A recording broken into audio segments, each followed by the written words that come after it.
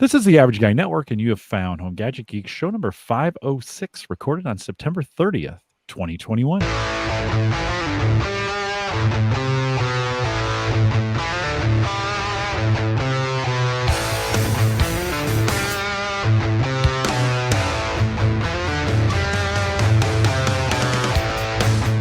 Here on Home Gadget Geeks, we cover all the favorite tech gadgets that find their way into your home. News, reviews, product updates, and conversation. A lot of conversation tonight, all for the average tech guy and gal.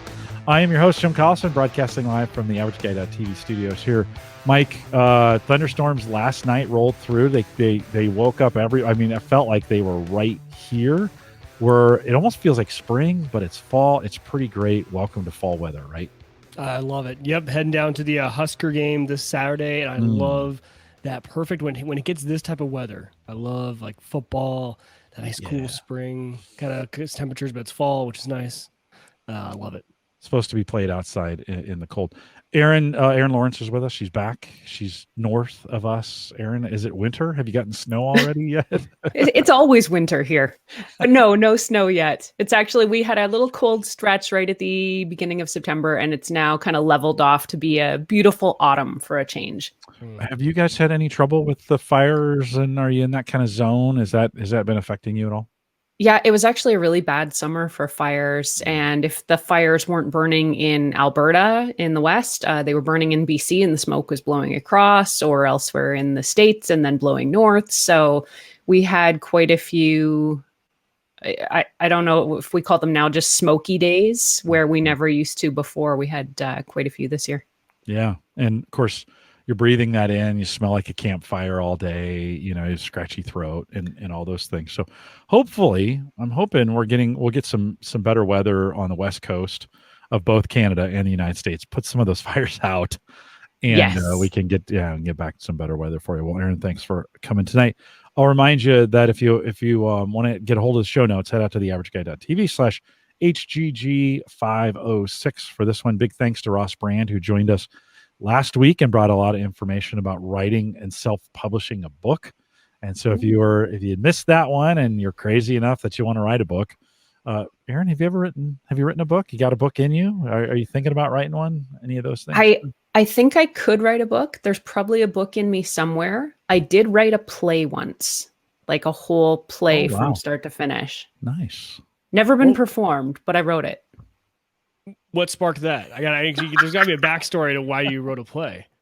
Let me see if I can make a long and very weird story short. A friend of mine is we're down by the river. Yeah.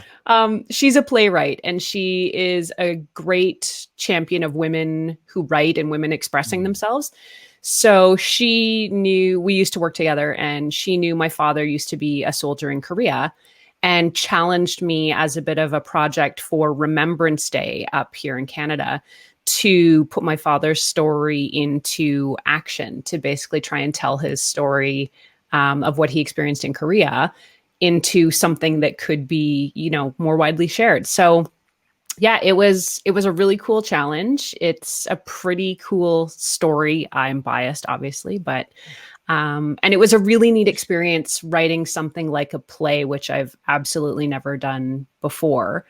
So yeah, it was cool. Like I said, it hasn't been performed. I don't know that anybody would ever want to perform it, but it was a really cool experience just to take part in. Maybe we need to do a Home Gadget Geeks reading of it. A table read. A table read. And there we go. I'm sure it's got a couple acts that we could do, over. There are, yeah. So, well, you never know. So my dad fought in Korea as well. Oh, okay. He was part of that as well. And so I don't know. That's all of a sudden I'm like, oh, that sounds kind of interesting. Well, maybe I'll have to send it to you one day. We'll have to look at. Well, big thanks to Ross. He wrote and published his own book and got it on Amazon. So if you're ever thinking about it and you want to know all the things not to do, the last episode would be the one. He says, hey, I made some mistakes in doing this and learned a lot. So you can go back and watch that as well. I mentioned it in the pre-show. Happy International Podcast Day today. I think 6 or 7 years we've been celebrating this, and it lands on today. So for all the podcasters that are out there doing this each and every week or every month or every day or whatever they're doing at whatever frequency, happy International Podcast Day. And then stay around. If you're listening live, stay around. Or if you listen to the recording, you might want to go out to the live page or get on Patreon. In the post show, I've actually have some content scheduled for this. So I have a couple new cameras, a couple new webcams that I've been testing. I've been wanting better video. So we're going to do a live demo of some of those and what they look like. Sammy has a brand new iPhone. I'm not going to talk about it very much, but we'll talk a little bit about it she got the 13 today that's out. And Jim's had some issues with his internet. So that'll be coming up in the post show. I'll catch you guys up. If you've been watching the video, you know how bad it's been over the last couple weeks, and getting Cox to actually do something about it has been a little bit of a chore. I mentioned this early on. Erin Lawrence is with us, and she's back. Erin, you are our favorite podcast host guest of all time. I'm just going to declare it. Welcome back to Home Gadget Geeks. Thank you guys for having me back. Tell me you don't say that to all of your podcasts. I don't say it to any of them. I don't even say it to Mike. I don't even really like Mike. Let's just be clear. He just shows up. I'm just here. Apparently, I try to be mean to him. So he'll stop showing up. But I don't. Mike seems like the water off a duck's back kind of thing. It's like he'll hear you out, and then he'll just kind of shake his head and move on with his day. Oh, for sure. That implies that I heard him, whatever he said. Sometimes I'm not even listening. So yeah, sometimes I'm like, what do you think, Mike? I don't know. 1 second, I need to take a drink of beer. That's right. Erin, I want to get started right off the bat with some coffee. And, I'm a big coffee fan. The pandemic changed the way I consume coffee. I started perking it on an everyday basis. Yeah. So fresh would grind it, and perk it every day. I worked on different timing. I used my Amazon device for a perk time and then a brew time, and that so then she'll tell me, hey, go. I wish I had an oven I could set to the to the Wi-Fi, because I'd have kind of a recipe for making the coffee now. And a couple of years ago, and actually more, maybe like 6 years ago, Sarah bought me an Nespresso, and I think you've been on your site, you've been kind of working through that. When that product first came out, I think it was advertised by Danny DeVito and George Clooney, and it was kind of cheesy, and I was like, it just didn't appeal to me at all, right? When I started doing Ask the Podcast Coach with Dave Jackson on Saturday mornings, I would bring coffee down here, and I'd actually bring two grande size cups like this down here with me, because it was a long show and I needed a lot of coffee. Sarah bought me an espresso in theory to make coffee down here during the show, but those things they're not that loud. Mike, you've got one too, right? Yeah, they are loud. They're pretty loud. For some reason, that machine makes my dog so angry.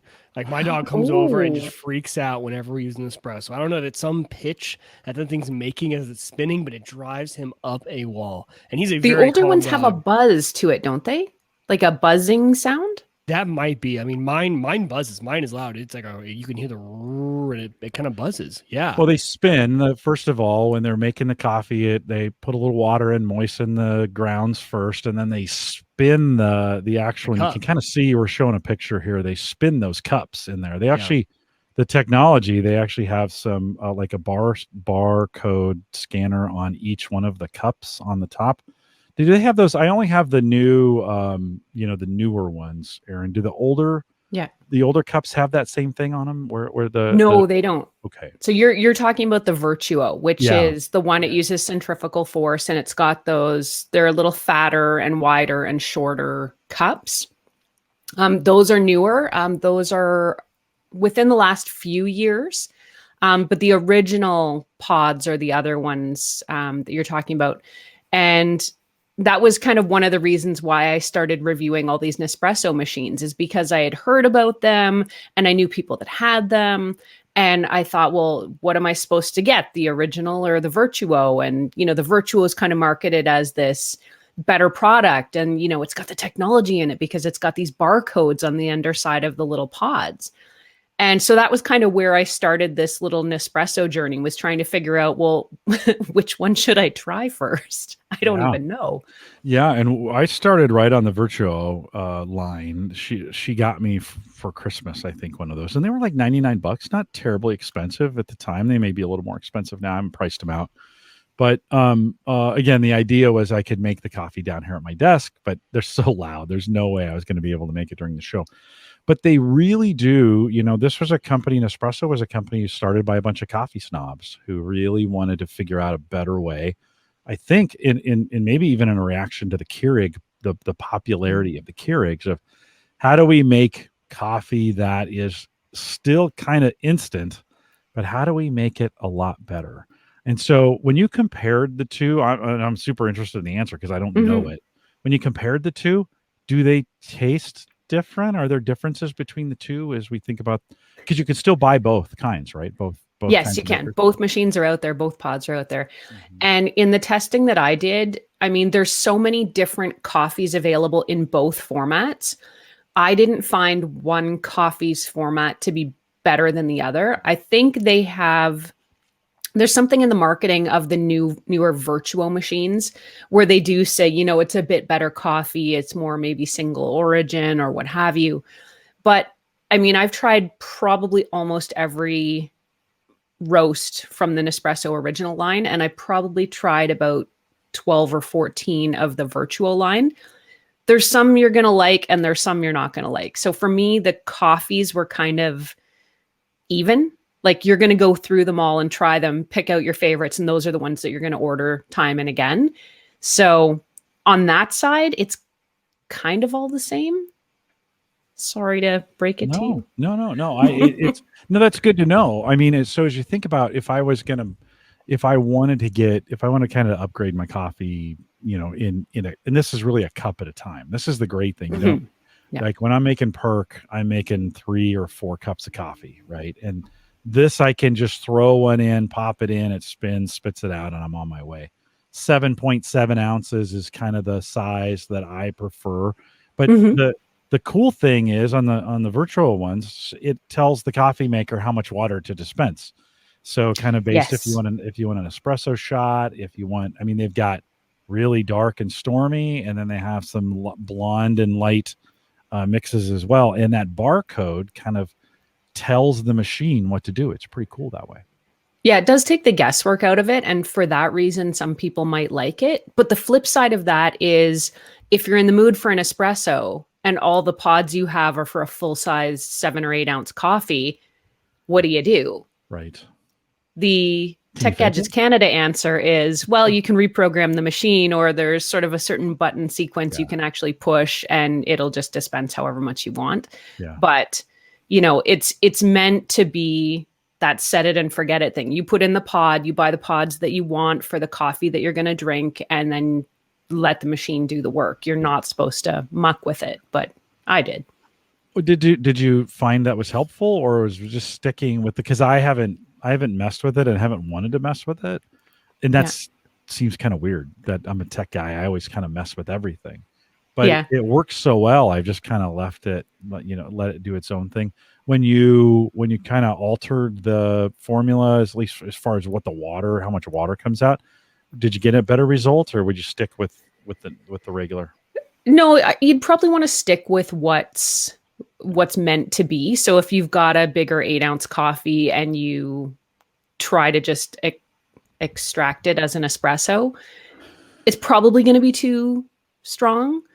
So, I mean, you can, it doesn't mean you should. And again, back to that whole thing that, they want you to do this in a certain way, and they portion the cups in a certain way so that you're not, it's exactly the right amount of coffee for the exact right amount of water that the machine is going to dispense for you. So I'm always actually scared to make any changes because I have the Nespresso with just the single button on the top, right? And I'm coming from Keurig, where you could easily just say, hey, like with the same pod, just make me a travel size mug or make me a small cup. And that's my biggest gripe about it sometimes is it makes such good coffee, but when I have my travel mug, I'm like, I don't care. Just pump some more water in there. Just give me more liquid in the cup. But there's a sequence on the buttons. One, adjust your preference, and it kind of saves it from my understanding. Yes, it's kind of like, hey, this is now your new preset. And I'm always scared that I'm going to like dispense more for a travel mug. And then I'm going to go back to my regular morning coffee mug and it's going to overflow. So I've never messed with it. I just need to read the directions because I know it's either tap once or tap and hold just for a one time dispense me a little bit more coffee. into my travel mug, which it's one of those. I'm like, I can't remember which one it was. Is it short press? Is it long press? Exactly. Yeah. I put those instructions on the blog if folks out there do have this issue as to how to reprogram it permanently or temporarily adjust it. techgadgetscanada.com, just search Nespresso, and I've got both sets of instructions there because I tried that and I wanted to know what it was going to do. And I also include the reset sequence in case you do screw it up, Mike. I am going to save this article right now. and Mike, have you cleaned it yet? Have you put it on self-cleaning? I think it's 3. You got to do it 3 times within 5 seconds. I've done that once. Self-cleaning mode. My sister came over though. My sister is like the coffeeiest of coffee people. And she's like, oh, you need to here, I'm going to bring you over some of the solution and this is what you need to do, because she's like, this is, she goes, it's still good. She goes, but it's not, you need to keep this thing pristine. And so I'm like, okay, whatever you say. I kind of just default to her. She's great. And she moved back to Omaha from Minnesota. So now she just lives up the street. So I'm like, hey, come help me do that thing that you do with an espresso where you clean it really good. Erin, in the work, did you find a style, they have single coffees from different countries, Colombia, Mexico, right? They have different flavors. They have chocolate fudge. They have I saw pumpkin spice, right? They got some of those. They've got just straight espresso, straight coffee, if you want it that way. In all the work, did you find a favorite go-to that you were like, yeah, this could be my daily driver? Yeah, I've got about half a dozen that I rotate through. I kind of have them on regular order, and I just found 2 new ones. One is called Café de Cuba, and the other one is Congo. And those are 2 of the newer ones that I've tried that I am like, oh, these might have to go into the rotation. The Cuba one's really good. Mm-hmm. I've been kind of testing Colombia and Mexico, and I thought I won't be able to tell the difference, and man, I really could. It's going back and forth every other day, and kind of been like, okay, I remember this. And Mexico's got a little, it's got a little more flavor to it. It's a little more bite. It's kind of a little more bitter, which matches my personality. So I thought, okay, that's I really like that one. And then Colombia was a little smoother, not as much not as many interesting flavors going on in it. Colombia is on my list, but I've not tried the Mexico, so I'm going to add it. Yeah, Mexico would be a good one to do. But I had been, I picked a couple coffees early on, Mike. I'm going to ask you what you did, but I picked a couple coffees early on. I used to make my lattes with it. So they have and I always want to say Nespresso. They have an espresso pod that you can get that'll pump out a couple ounces for you and do it that way. So if you want really thick, dark coffee, but then I froth, and we'll talk about that here, Erin, in a second, because some of these have frothers. The one I have does not. And so for maybe 2 years, I made a latte every day off those things and rarely made coffee. Since I've started the intermittent fasting, milk has become very difficult for me. I this is something I didn't expect. I was like, oh yeah, man, milk is a gut bomb now. I can't really do that. In fact, I've gone to lactose free milk. My daughter drinks that. It froths really well. I think it does. It froths really well. So if you haven't tried that, and it's been better for me. But I'm drinking less. I'm drinking maybe a latte maybe once a week. And I'm drinking the single serves, so as I'm brewing my coffee in the morning, I'm making an espresso first to be drinking while I'm waiting for the perk to get ready. And then I drink the perk all morning. I'm drinking 4 cups of coffee every single day. Oh yeah. All right. Yeah. But Mike, what do you? Me. Espresso before my coffee. Yeah. I have the espresso while the coffee brews. Absolutely. It's a jump start. It's a great way to get it. It's a great way to get the morning started. Mike, what are you doing? Yeah, so we've tried a lot of them and we like them all. Actually, there's only one flavor that my wife and I both agree we're like, oh, just not that great. It's anything chocolate flavored from them we have not enjoyed. I don't know why. It hasn't. And my wife loves like mochas and stuff like that. So I was surprised she didn't like it, but we both agreed that wasn't our thing. Our go-to is they have a dark roast variety pack with Intensio, Stormio, and there's one other in there, right? There's like a blue, brown, whatever. And we just like those. And they're dark, but they're not too dark. It's the darkest they make. but that is our go-to. That's on reorder. And then every time we go to reorder, we'll add one in. It's the that capsule dark roast pack right there. So that's our go-to. And then we'll add a Virtuoso, right? Is that the other one that I'm seeing? I think so. Yep. And then we'll always add in one like the Cuba or the Mexico. And man, those are always delicious. But they always go way too fast because we always end up going through those before we end up going through all of our regulars. We don't though. So like we're not like this is the one machine. Like we used to have just the regular coffee maker and makes a pot and stuff like that. But ever since we've gone down to just this. And I've yet to determine how much more we're paying in coffee or less, right? Because we would always be dumping some of that pot out. And this really does just allow us to make, the one or one more cup. I don't have any problem using 2 or 3 pods in a day if I really need it to. But I think it saves us a little bit, and we only order what we really need. Well, and it's fresh, right? Like that's the other big thing that Nespresso really gets on you about is that you don't have coffee going stale in the cupboard or in the package or wherever you're going to stash it. We do. Yeah. And I need to figure out a better solution. So we actually just went camping and I took a percolator, but I think I did learn that the cheapest of cheap percolators isn't quite the best. The heat control, that thing is either like scalding hot and burns the coffee or it's not hot enough. And then the handle on it wasn't that great. So I need to figure out a better camping coffee solution.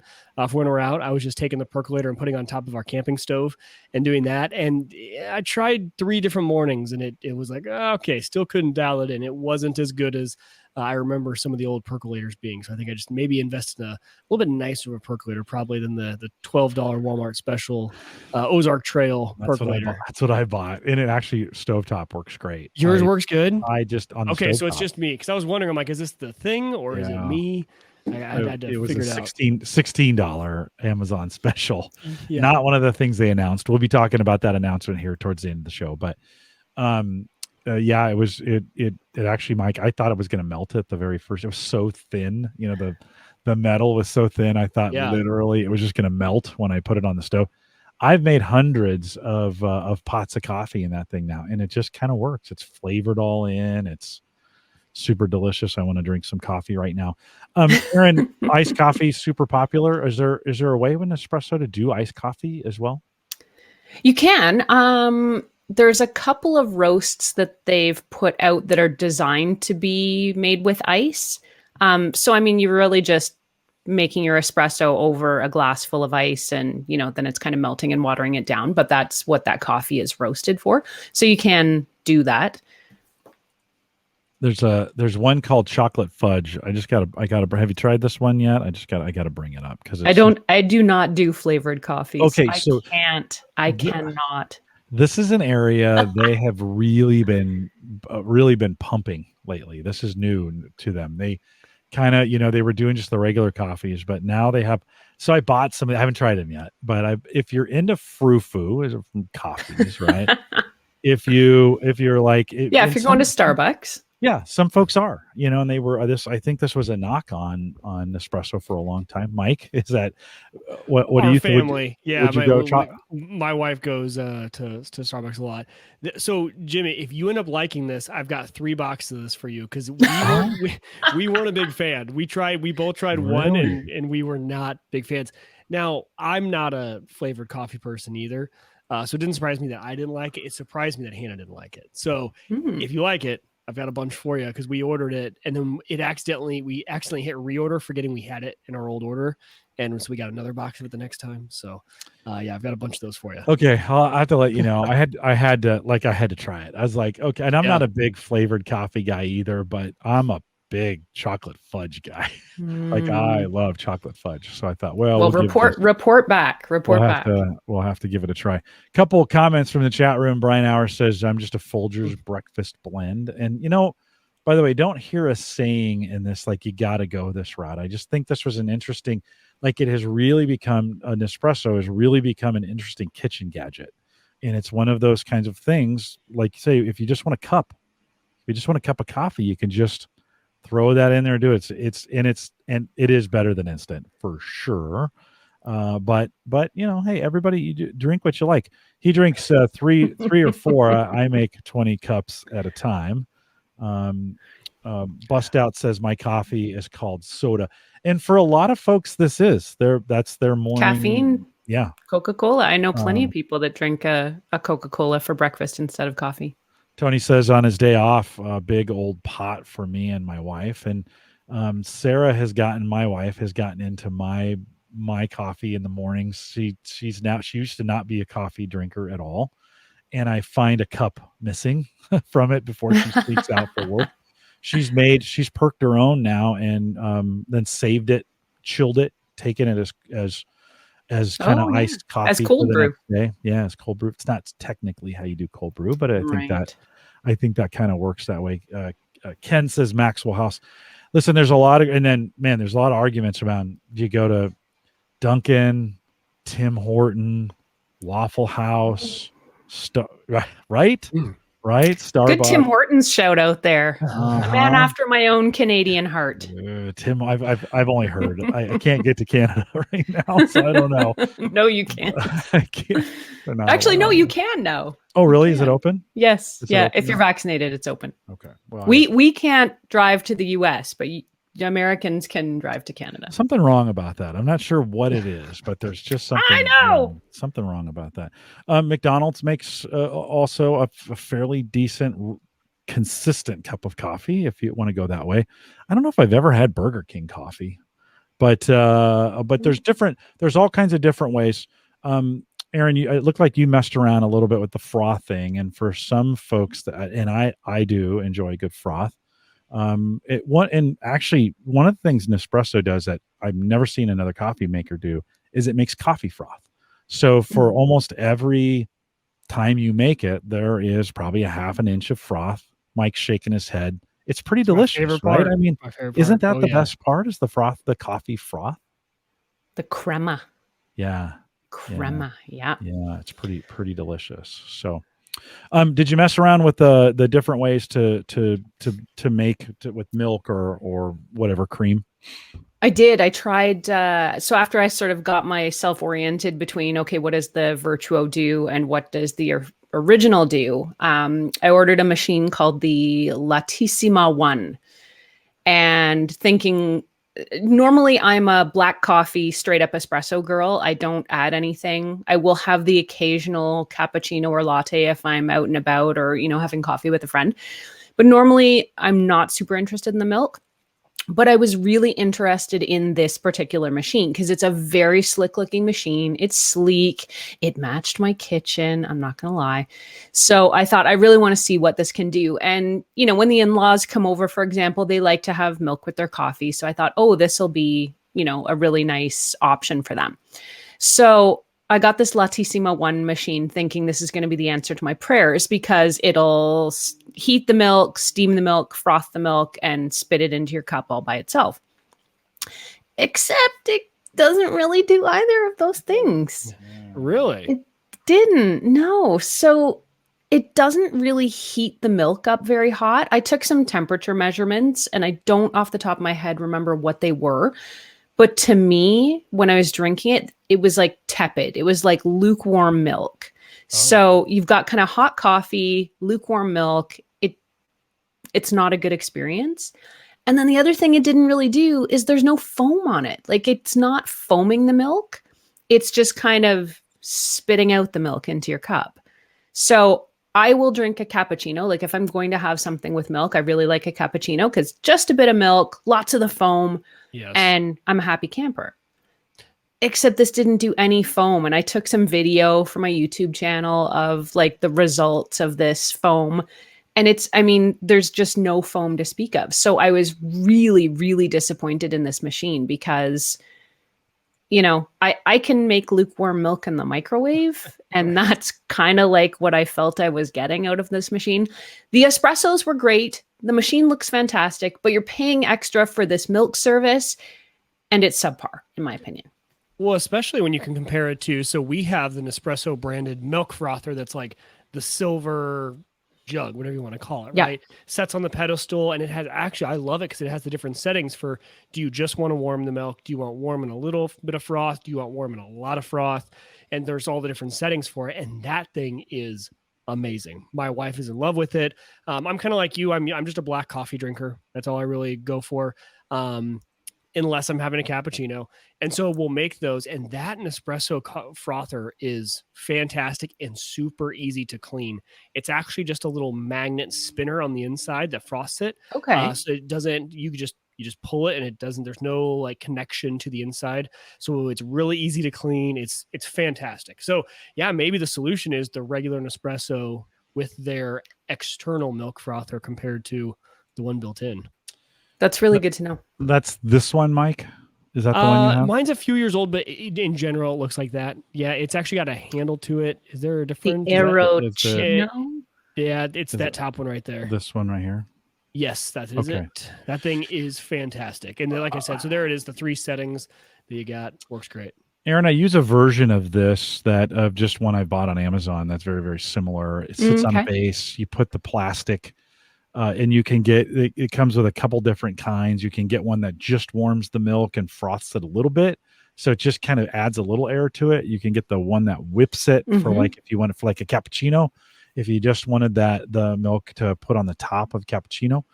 And easy to clean. Pull the thing is just a magnet, pull that out, scrub the bottom, throw it back in the strainer, and it's clean. And I've been debating trying that, so that's good to know. This one's $50. I paid less than that. I think 20, maybe 22, or between 22 and 30, which is like $150 in Canada. But exactly. But this has been, and the really nice thing about this, you can do cold foaming too, so it won't. It'll just spin and keep it, so it'll add air to the milk or to the whatever you got in there, not heat it up. And then they're great for making hot chocolate. So if you want to throw the milk in, throw the chocolate in, and then warm it up and spin it, man, the grandkids love hot chocolate out of these kinds of frothers. So if you haven't tried them yet, you might try those and compare them to what you've already looked at. I found it. We did one where the top, it had the little frothing thing on the top, and then the bottom spun some things around, and it was just too much things to clean. Like, too many small parts. For every day, I was like, I don't want to clean this thing every day. I just want to pull this thing out, rinse it off, and toss it in the in the dish drainer and be done with it. They both work pretty well. The big drawback to many of these is just the volume of them, and like you said, the heat. So you gotta, to get milk or whatever you're using, whatever milk substitute you're using, to get it to the right temperature, like the hot, you got to do it over time. You don't want milk to go instantly hot, right? Yeah. So you got to. That's hard to do, right? Right. Yeah. It's hard to get there. To your point on alt milks, though, this poor Latissima 1 machine, Jim, would definitely not be for you because you can only use cow's milk in it, which I don't know if that's the situation with all of those Nespresso machines where it's actually built in, but it is not built to handle alternative milks. So this would be out for you anyway. And I feel like Mike's solution with that Aerochino frother for $50, I mean, that Latissima 1 machine is about $600 US. So, I mean, you could get a basic Nespresso espresso machine for like $150, $200 and still buy the frother and still be way ahead and getting a better product by the sounds of it. Yeah, because are there any other features on that $600 model that besides the fact that it injects milk? There's a bit of a bigger water tank. It'll hold a few more used pods. It's got a little movable pedestal if you want to use different size cups and stuff, but no. Are there Nespressos that take a water line input yet? That's what I'm waiting for. I would easily tap not that I've seen. water line. We are constantly filling that thing up with water. And I just feel like, and it's always at the most inopportune time when the kids are hanging all over you. And like, I can't fill this thing up right now. And it's really early in the morning and you're like, I just kids yelling for need Cheerios coffee. and it's such a first world problem. I don't want to fill up my water tank in my coffee maker. But at the same time, if I had a little water line adapter, that thing would be you perfect. Definitely, Keurig definitely has that I know they do. wrapped up. Yeah. Oh, okay. They do. Because they have it's almost like their commercial line, right? Like you see those in office buildings, right, where they're all connected to a water line, and they work pretty well. Erin, we had an old school Mr. Coffee espresso maker with, so you would pack, you'd pack the grounds. Oh yeah, yep. And then, put it in there, and then it had a frother that was steam driven and had the kind of the right nipple on it to be able to do it. And that thing worked really for as cheap as it was. Like good frothers they're on the $10,000 machines. Like Starbucks, like good ones. And you need some measure of skill to be able to swirl the milk correctly to get the right amount of air and steam in there. Yeah. I was never able to do that with a manual machine. That's why I gave up and moved to an Nespresso. Yeah. Well, it was a challenge. I got really good even on that really cheap Mr. Coffee one. I got really good at making at least the froth I wanted to make. But it does take a little attention, and you got to kind of do it slowly, and it's like when you're cooking, a brisket, it's about the temperature, right? Temperature matters. And if you go to Starbucks, you'll see they've got a temperature gauge in it as they're frothing to make sure they get it just to the right temperature. So there's some tricks into that as well. I think a really good opportunity here as we think about kitchen gadgets. This is one for some folks to consider and kind of what they're doing with their coffee. But Ken asked a great question. Yeah. But with van life, what do you do out there, Erin? I mean, how are you making coffee when you're out there cruising on the road? Great question, Ken. We have in our new van that we put in a propane stove, just a 2-burner small stove. And the tank that's basically underneath the van is kind of an oversized barbecue tank. So we've got lots of fuel. I just have a really small little kettle that holds kind of enough for 2 cups, and I'll boil that up on the stove, and then I do pour over in the van. My husband and I are negotiating over whether we think the smaller Nespresso espresso only machine I have would either blow the electrical system or just drain the battery after one use.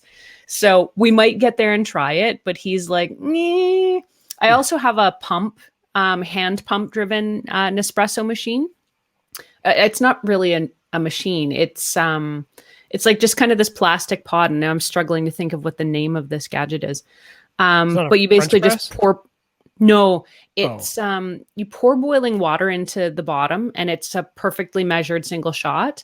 You can either use an espresso pod or your own ground coffee. And then it's a pump system. So you manually will pump the machine and then press the release button, and it'll just make you a single shot of espresso. Oh, now I got to look this up. Have you French pressed before? I mean, that's also another great way, a French press to get coffee on the road, because you put the grounds in, pour the hot water on it, stir it up, wait 3 minutes or whatever, plunge that thing down. And have you done that before? I have done it, and my husband loves French press, and I can't stand it. It's mainly because so is it about you? Is that what you're saying? It's all about you? It is really. Yeah. You know what? I am the coffee drinker in the house. He will drink the coffee if it's made. If there's no coffee made, he's like, But I don't like the grit in there. I don't like the sediment that you can sometimes get, or the grit that will end up in it, and the residue in the bottom of the cup and stuff. That I want it like pristine cup of coffee, so I prefer the pour over method that way.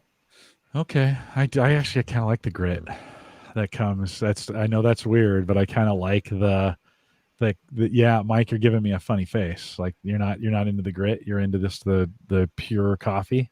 Yeah, no, it was just funny because that match what you said earlier about it, like matching your personality, right? Like I like the grit. I like the yeah.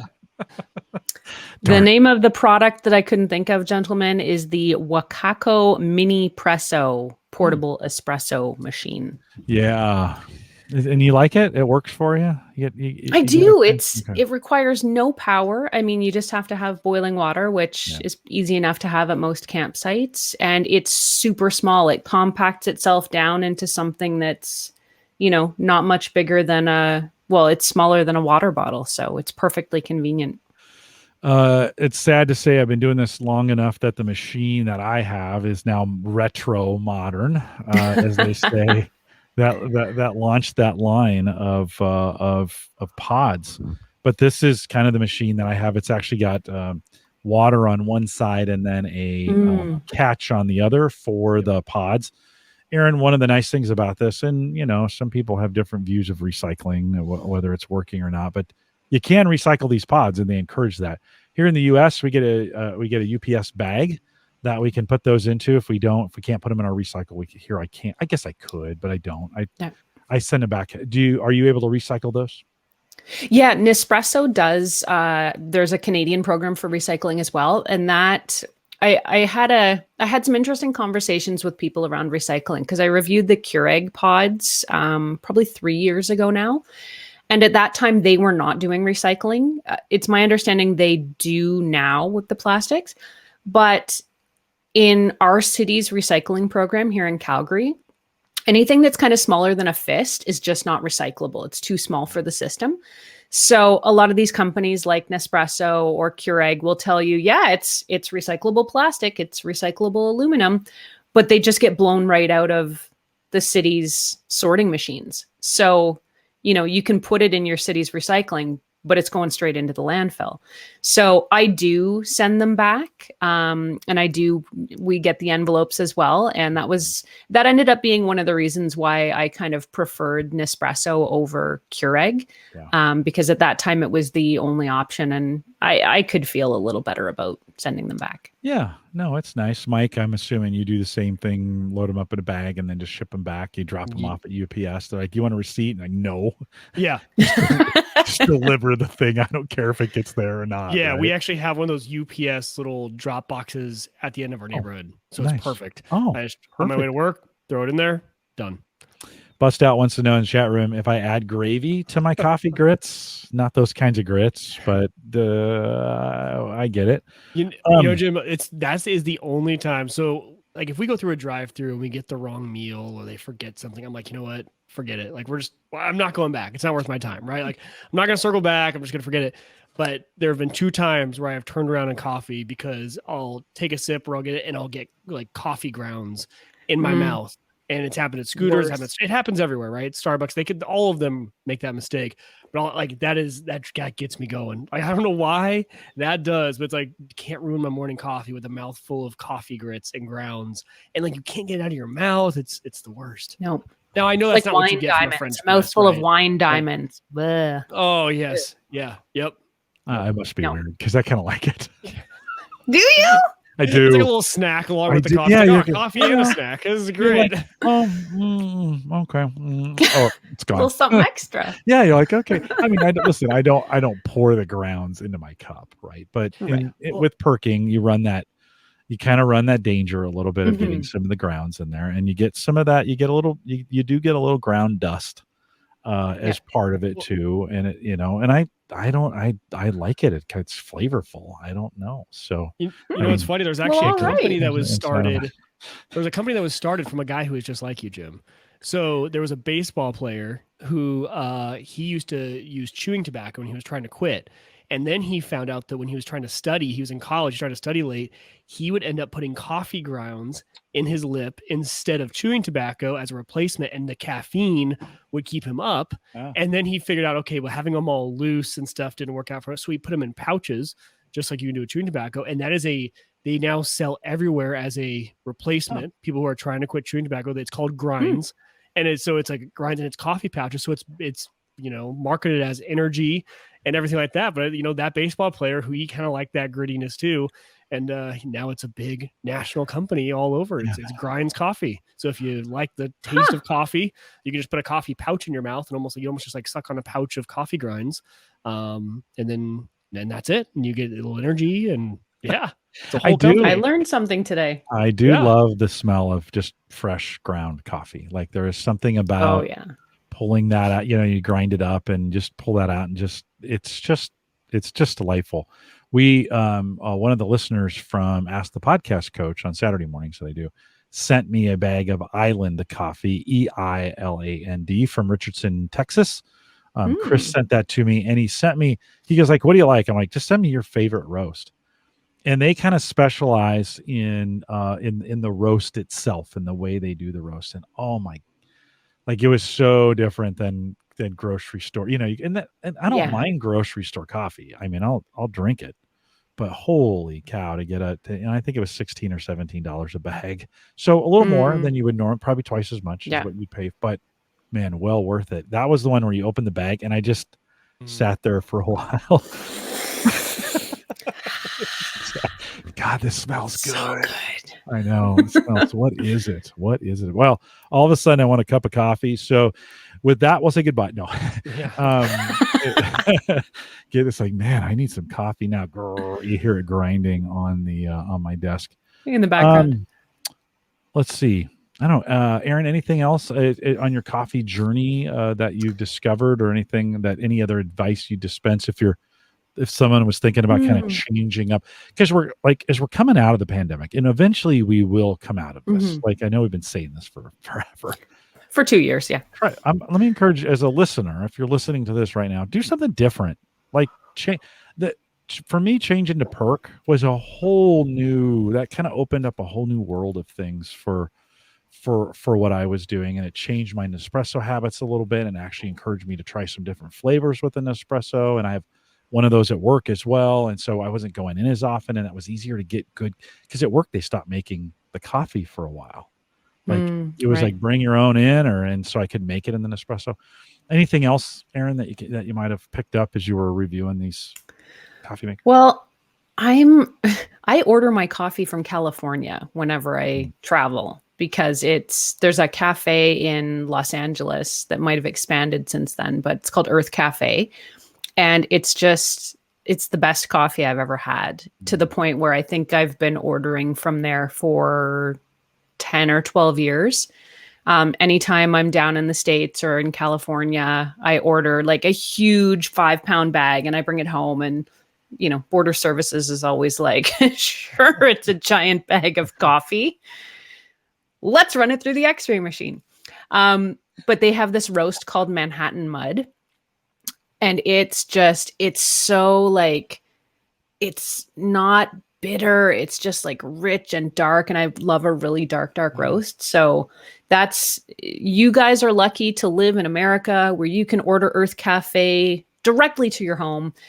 Getting it shipped here to Canada is very expensive, and they hold it up at the border. So that's my last coffee pro tip to your audience today. I think it matters. They're finding lumber in it now, so no, lumber's got cheaper. I did go buy some. We're finishing a section of the deck and wasn't anticipating it, so I needed to get a few more boards. And lumber prices are kind of back to normal, which was kind of nice. I was, I bought 3-4 pieces. It was $30, and I was like, that'd have been one of these boards just 4 or 5 months ago. And so it seems like we're getting back. Speaking of getting back, so Amazon has made some announcements. Erin, you got to be a part of it. It sounded like it was maybe not your typical, or maybe it was your typical Amazon announcement day, but tell us a little bit about it. Yeah, I got to attend my first virtual Amazon product announcement just a couple days ago. And I have to say, I was blown away. I did not expect that much stuff to be announced in one media conference. It was like the hits just kept on coming. They announced, a new Amazon Echo Show 15. And I was like, wow, that's pretty big. That's going to be really cool. They led with the big story. This is great. Until they announced the new flying indoor drone. And I'm like, what? And then they move on to the automated rolling robot. So they've got this Astro robot. And then they announced a partnership with Disney. They announced a bunch of stuff for kids. Just every 5 minutes, the news conference would pivot and there'd be another new product. And I was like, wow, this is way more stuff than Apple has ever announced when I've watched their product announcements. And some really, really, really cool stuff that I am going to be dying to get my hands on. Okay, I'm trying to figure out this Astro household robot. I'm trying to figure it out. But it's like, if you haven't seen it and you're listening to the audio, you got to go to Amazon.com and just put Astro in. It's the first thing that pops up. It's a home security robot, but it's kind of creepy looking to me. I don't know, Erin, what do you think? Oh, I thought he was cute. He's got a little square head on kind of this little round rolling body with these sort of flat wheels. And in the demo they showed at the news conference, he'll just kind of roll silently around your house. And he's got this, not in the picture you're showing us now, Jim, but in the news conference, he had a very happy, charming looking face. He looks very friendly. And what they said they've done with this is it's designed to be kind of part home security robot, part Alexa on wheels, but it's going to have its own personality. So they're not just sort of sticking Alexa on two wheels and sending her around. This robot's going to have its own personality. And the little screen that sort of forms the face, I guess, is on a telescoping neck. So you can actually raise the camera up. So one of the examples they gave during the news conference was like, do you want to check if your curling iron's on or you left the stove on? And the head just pops up to above counter level and takes a look for you. And because it's got a camera in it, it can show you exactly what's going on. So, did I leave my laptop on the kitchen counter? Are my keys on, the dresser? You can send the robot around your house and go and take a look. And I thought it was pretty cool. If this thing can babysit my kids, that's when, like, okay, don't worry, right? This thing will be there for you. That's pretty interesting, though. I don't know. Like, I got to go watch the video because I'm kind of like Jim. I'm kind of like curious. Like, okay, what is the use case? Because $1,000, unlike a lot of the other Amazon products that are insanely cheap, especially on Amazon Prime Day, right? That's a hefty investment. That's got to be worth it. Yep. Well, I mean, completely autonomous robot that is supposed to learn your space, be able to navigate. You can drive it around, or it can sort of go, from what I understand, on like a preset path. That's kind of appealing. I bet it can't climb stairs, but there's the telescoping neck. You're seeing it now. Or watching the video. It's so smart.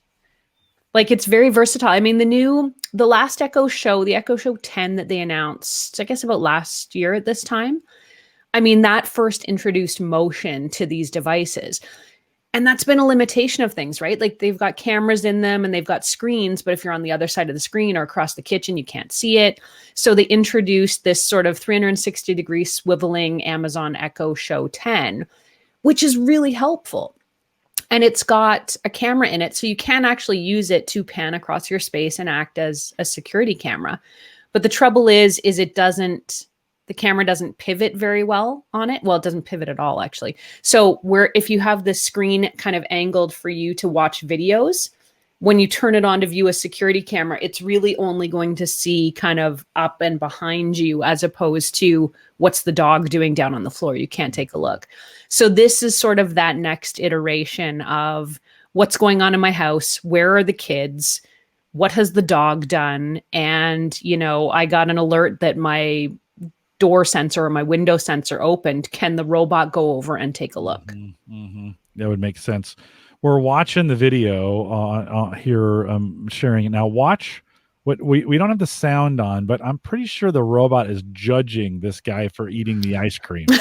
I'm pretty sure that's what just happened. That's what, like, I need a judgy robot that at 9:30, when I've got a thing of ice cream in my hand, rolls over to me, takes those little eyes that are on there that are kind of a little creepy, just saying, and then they turn into judgment eyes, Jim, we've talked about this. Like a personal trainer robot, Jim. Yeah, exactly. That's what you want. I wonder if you can train it to do that. Maybe he can put a workout video on his little face and be like, all right, Jim, snap to it. Let's go. Like, come on, get up. Because my watch already judges me. Right. Hey, it's been a while since you've actually moved. You might want to move. Like, I know you've been awake a while. You might want to move. The Show 15, which I'm assuming is just a gigantic screen. Anything different about that? We liked, was it the 10 that was on the base? Yes, the swiveling base. So what's the difference between the 15 and the 10 then? So the 15 is, because Amazon does this, the number refers to the size. So it's a 15-inch screen. You can mount it either horizontally or vertically. and it has what they're now calling, maybe not creatively, widgets that you can put on the screen. So depending on what you want to see on the screen, you can customize it. So if you want, your family calendar, maybe you want the weather, maybe you want sticky notes. Sticky notes are another new thing that they've added as part of this. There's also smart home control. So you can kind of configure it to be how you want. In a move that makes me think of the Samsung Frame TV, they've also added this photo frame element where if you just want it to sort of blend into your space and not look like tech or be obtrusive, you can just play photos and, nice looking screensavers and stuff. But this, if anybody out there has seen the Samsung, I think it's called the Family Hub refrigerator or the Smart Hub stuff that they've got, where it's this sort of family portal where it's everything you need to know about your day in one screen. That's what Amazon's trying to do with this. And it's meant to be wall mounted. You can get a stand for it. It doesn't move, but it's sort of meant to be, it's almost like they're trying to bridge the gap between a TV and something like the Show 10, where it's just, does anybody out there still put like the calendar up on the wall in your family home and you write the stuff down on it? And it's paper and it's got a prominent place in your kitchen. Yep. This is like that, only digital. They want you to get rid of the calendar off the wall and just go with the Amazon ecosystem. I could be convinced, I think, of that too. But, because Hannah and I have been trying to find a good solution for that. She's always been a paper and pencil person. I've always been digital. With a family calendar, we've gone paper, we've done digital, we've gone back and forth on all of those. But having something that's a good form factor for that, because Jim, remember when you were doing like the touch screen in the kitchen with the kangaroo, right? Like that was something we were even considering doing. But like having something with that form factor, now if it could tie into Home Assistant, that would really be even that much better. I wonder if it's open source, you could hack it. I don't know. Mike's already thinking about mods. Yeah, right. Yeah. Erin, I'm thinking you've been reviewing vacuum cleaners as well, and I'm kind of stuck. Like iRobot announced this $30 a month kind of subscription. You get the best. You get one of their best vacuum cleaners. That's the one that goes to the tower and it cleans itself out. And you get all the supplies that you need. $30 a month, 3-year commitment to it. I think they retail it at like $8 or $8.50 or something like that here in US. So you're paying, 30 times, 36 over the 3 years. You're paying a little more for that. You're getting some, they cover if it breaks, they cover all the parts, some of those kinds of things. I'm really tempted. Like I hate vacuuming now. And I'm just saying that because I want a robot vacuum cleaner. But as we think about what you've looked at, and I think you recently looked at an iRobot, do you think it's worth going a subscription model on those, or do I buy them outright? That's a tough one. I mean, does the subscription model include, an upgrade every couple years? Yeah. So every 3 years, then you can. 3 years? They'll give you an upgrade. Yeah, because I don't think they'd last more than 3 years, just to be honest with you. Like, I've had an Auric for, I think we're on our 12th year or 13th or 14th year of this Auric, that back in the day when they built those things to actually last for a while, it had a 10-year or 20-year warranty, something like that on it. Yeah. Now I just feel like this tech stuff, you buy it and man, you're lucky if you get 2 years out of it before it just kind of stops working or whatever. So anyways, every 3 years. Yes. That's not bad, because I feel like a lot of people wouldn't, some people might be inclined to get a new phone every year, but I feel like you don't need, nor would you be inclined to get a new robot vacuum every year. So maybe every 3 to 5 years, that might make sense. So that could be worth it. I can't do the math that quickly in my head at $30 a month times 36 months. If it's about $1,000, a little over. So, but then you get to trade it in and keep paying the $30 a month and get a new vacuum. Yep. So that's not bad. And supplies. So they and the supplies too. Yeah. So those kinds of things. That's certainly interesting to explore. Yeah. I've had both the newer iRobot models, the i7, I think, and the 7 and the 9, the S9 Plus. And I've had them for probably about 4 years now. They were the last new robots that iRobot announced before the new one that they just brought out, which is called the J7 Plus. And they've been great for me. I've found them to be really durable. They've been long lasting. I haven't had issues with them. At most, I've had to replace the rollers because if you get like carpet fibers stuck in there or string and you don't get it out enough, it'll eventually sort of cut through the rubber of the rollers. But their products are pretty good. I was actually really excited to hear that they had announced a new robot. I thought for sure it was going to be a mop and a vacuum in one. And it wasn't. And that absolutely floored me because all of the new robot vacuums that come out now will do mopping and sweeping and vacuuming.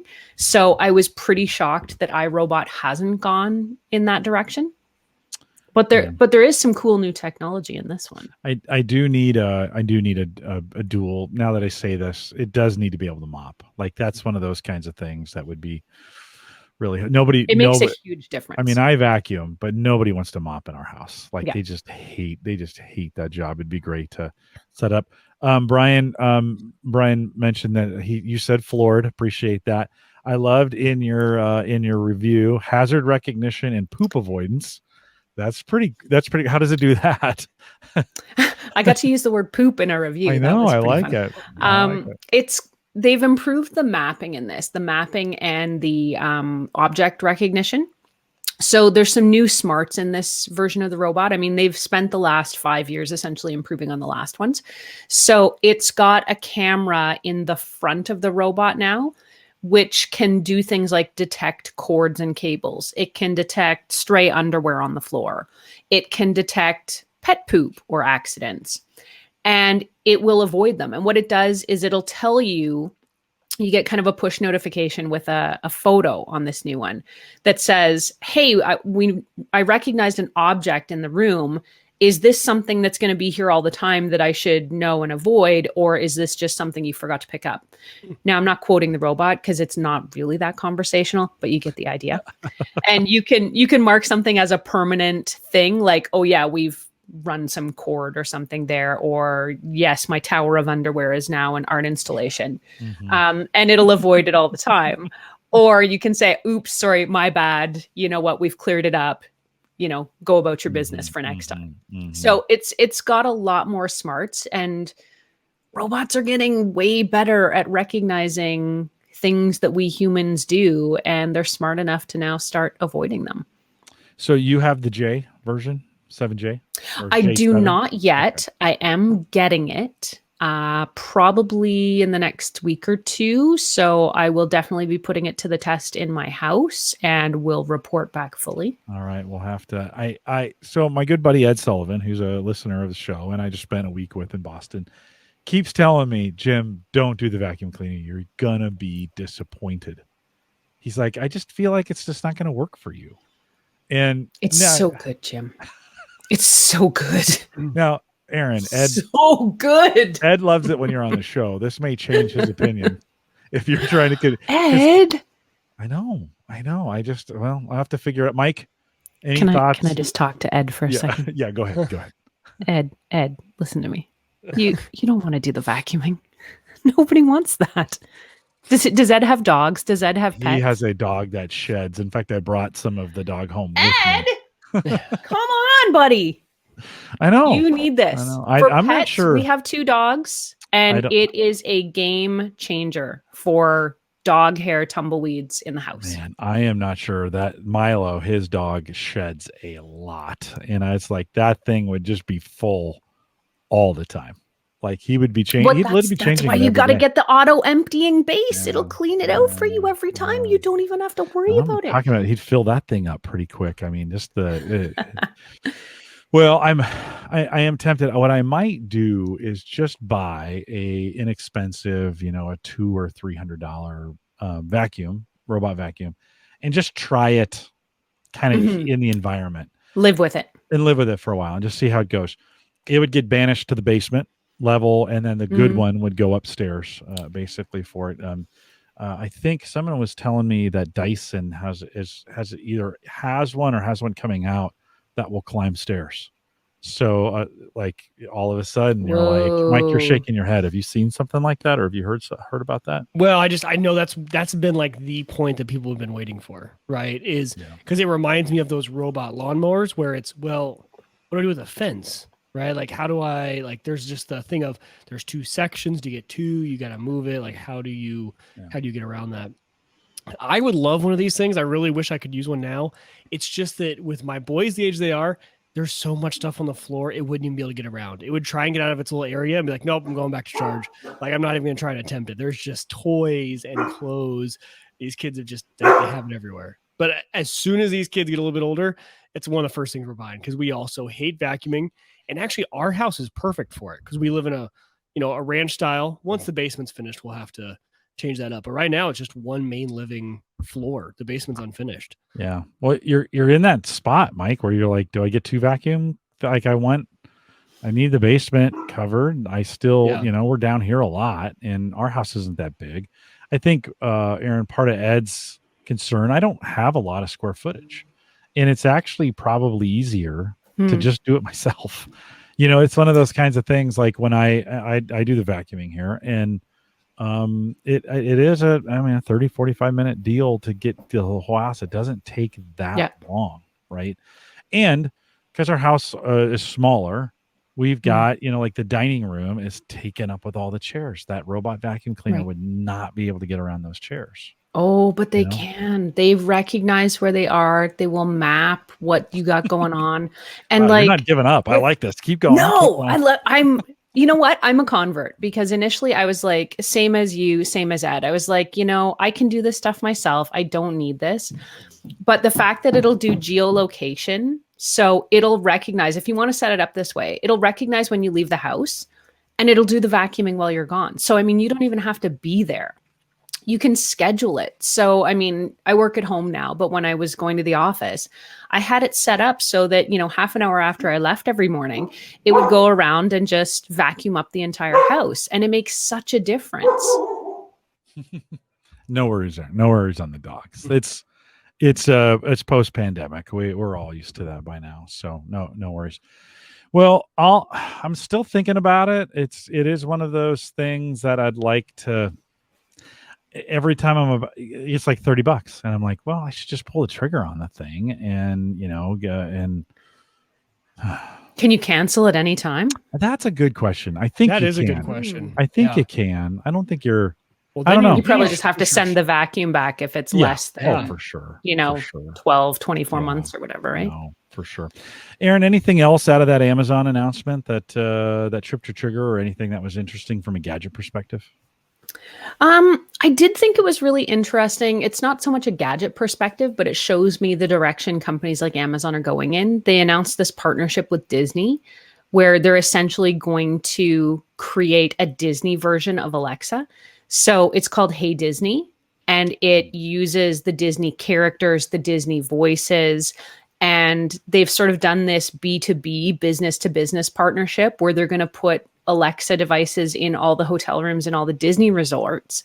And then you can talk to Hey Disney and ask for directions to the park. You can ask what time tickets go on sale.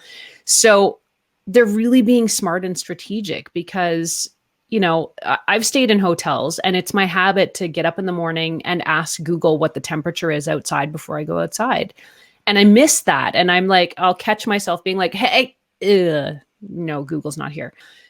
So when you get that smarts now into the hospitality industry, if it's customizable, which is what Amazon is going to do with it, my dogs. It's okay. If it's customizable for what you're doing and you can adapt it to each individual hotel property, it's going to be huge for a lot of businesses. Yeah. I'm not a big, I don't need another wake word. I do not want to, and I don't want Mickey Mouse telling me what the weather is. I just am not, I'm not, I don't know. We'll have to see. We'll have to kind of see how that goes with that. It seems a little, I don't know. It seems like, Mike, you got kids. Maybe this would be something better for the kids to use and get those kinds of prompts and voices. Maybe. I mean, I don't know. Uh, We are a huge Disney family. And for like Disney Plus is usually on one of the TVs all the time for our kids. But yeah, I don't know. I don't know about that one. I've been really impressed though, Jim. The one thing that I was going to mention along the Amazon line is they also just launched, and I don't know if this is their first game. It's probably their first big game. So they launched New World. So New World is from Amazon. So they make their own video games now too. It's a computer game, massive multiplayer online game. MMO, I think is what they call it, is what the cool kids call it. And they just launched that 2 days ago, and it has been getting rave reviews, just huge. Like Amazon, all of a sudden, just multiple markets, different product lines that we didn't think they'd be getting into. Just a lot of really interesting stuff on the Amazon front. Yeah. Well, it's going to be Christmas, right? I mean, Erin, we've always had you on to kind of get some Christmas picks, as we kind of think about the things that are coming up around Christmas time. This kind of loads up our plate on options as we think about what's going to be available. Maybe $1,000 robot isn't in the right price range, but I think that show 15 was $250. So I don't know, Erin, do you have anything on your Christmas list that you're hoping for as we get there? As we think it's not too early to start thinking about it. Maybe more coffee machines. There's other Philips has a bunch of new they're more manual machines than anything that I would love to try. You pour actual beans in and it'll do sort of more of a traditional manual extraction method. So I think it's the Philips Latte Go 5400 or something that I would really love to get my hands on.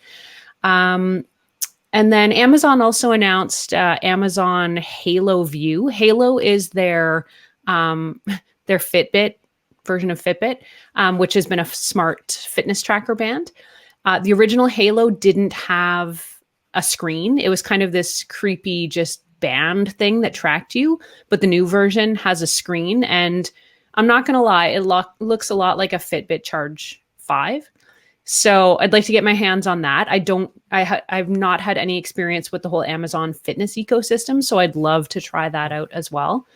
And what else? I'm always up for cool headphones. I want to get my hands on some Bose Quiet Comfort big over ear cans and try those out as well. All right. Mike, got any Christmas items you're kind of thinking about that you're hoping Santa will bring? I'm sure there's a few. They're all ham radio related. So yeah, a headset for ham radio. So when we go out we do the parks on the air, I would love to get, they're kind of like those broadcast announcer headsets.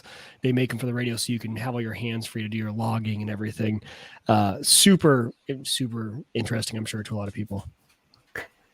We've quite a ham following here on the show. I mean, so much so, like I said, when I was activating, someone said, hey, it's time. They responded back to me on the radio and said, hey, tell Jim it's time for him to get licensed. So there's a listener out there. It's not going to happen. It's not even going to happen. I'm going to be really clear about this. If there's anything I have to study for, not interested. Anymore. So you got a perfect shack for it out in your backyard. I do. The shed. That's really what you. I know do. the smoke shed. So yeah, it's super good. Erin, thanks for. Can you stay around for a little bit of post show, or do the dogs need you? I can for a little bit. Yeah. Okay. No. All right. We'll have you hang out. I'm here. A couple reminders. One, I'm going to give a little update on some cameras. We'll roll through that first because I think Erin, you'll find that interesting. And then maybe we'll let you drop. Mike and I are complaining about our local internet service provider. Cox Communication. So actually I have a good story with it. So we'll spend some time in the post show doing that. A couple reminders before we go. Well, one, Erin, thanks for just coming on. It's always great. It's great having you. I appreciate you coming out. Thank you guys for the invitation. It's one of my favorite things to do. So thanks for having me back. Yeah, you're one. You are our favorite guest. Let's just be really clear about that. So, a couple reminders. One, if you do need hosting, Maple Grove Partners, secure, reliable, high-speed hosting from people that you know and you trust. Of course, it's Christian. Inflation is happening everywhere in the world except at Maple Grove Partners. Plans still $10. That's $50 Canadian, but that will get you everything that you need to get a website going. And so check it out. And if you need that, maplegrovepartners.com. Tell them you heard it here on Home Gadget Geeks. And Christian will smile as he's setting it up. He appreciates that as well. We let's see, was there anything else I need to cover? We are live every Thursday, 8 p.m. Central, 9 Eastern, out here at the Average Guy .tv/live. We want to thank those who came out live. Don't forget, if you are a Patreon subscriber, we always appreciate that. If you want to become one and support the show, head out to the averageguy.tv/Patreon.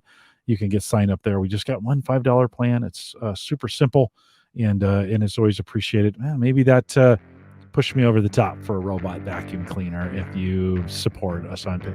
Then I can have buyer's regret when after I get it. I'll be like, I don't know, Erin. Oh, Erin talked me into this, and blame me. I will. We'll be back next week. We got a full slate of shows coming up, and I want to thank you guys for joining us live. If you're listening to the recorded version, you might want to head out to the live channel to catch the post show. With that, we'll say goodbye.